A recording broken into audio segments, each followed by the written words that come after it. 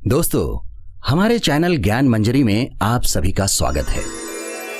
बहुत पहले की बात है, एक व्यक्ति को उसके पिता ने मरते समय दो बड़े बड़े हीरे देते हुए कहा कि इनमें से एक असली हीरा है और एक कांच का टुकड़ा है। परंतु आज तक कोई भी इंसान ये पहचान नहीं पाया है कि इनमें कौन असली है और कौन नकली है। ये मेरे स्वर्गीय पिताजी की दी हुई निशानी है, जिसे आज मैं तुम्हें सौंप रहा हूँ।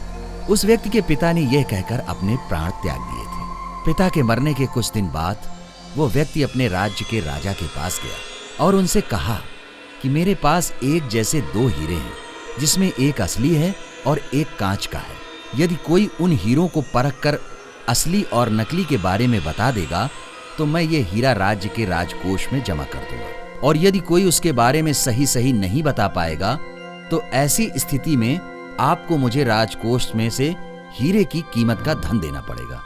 राजा ने उस व्यक्ति की शर्त मान ली और कई पारखियों को उन हीरों को पहचानने के कार्य में लगा दिया, परंतु राज्य का कोई भी पारखी उन हीरों में से असली और नकली हीरे के बारे में नहीं बता पाया।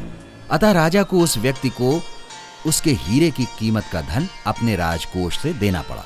इस तरह वह व्यक्ति दूसरे कई राज्यों में गया और वहां के राजाओं से भी इसी प्रकार की शर्त रखकर जीतता आया और अपने हीरे को बिना बेचे ही बहुत सा धन एकत्र कर लाया। वह व्यक्ति अपने उस धन को लेकर खुशी खुशी अपने घर वापस आ रहा था कि रास्ते में उसे एक छोटा सा राज्य और मिला। तो उस व्यक्ति ने उस राज्य के राजा से भी जाकर भेंट की। जाड़े का समय था, इसलिए उस छोटे से राज्य के राजा ने अपना दरबार खुले मैदान में लगा रखा था, जिससे सभी दरबारी और राज्य की जनता धूप सेकते हुए राज दरबार का काम निपटा रही थी।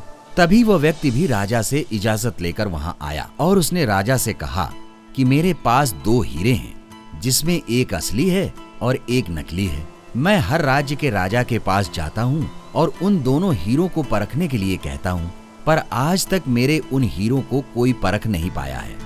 इसलिए मैं विजेता बनकर घूम रहा हूँ और अब आपके राज्य में अपनी वही शर्त लेकर आया हूँ।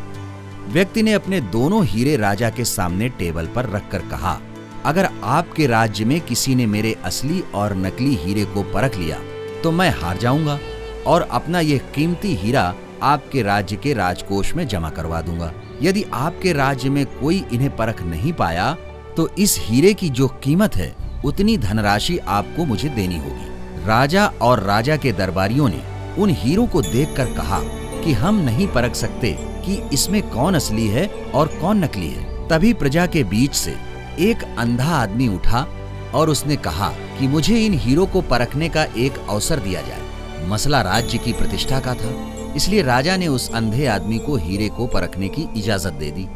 उस अंधे आदमी ने उन दोनों हीरों को हाथ से छुआ और तुरंत ही कह दिया कि ये हीरा है और ये कांच है।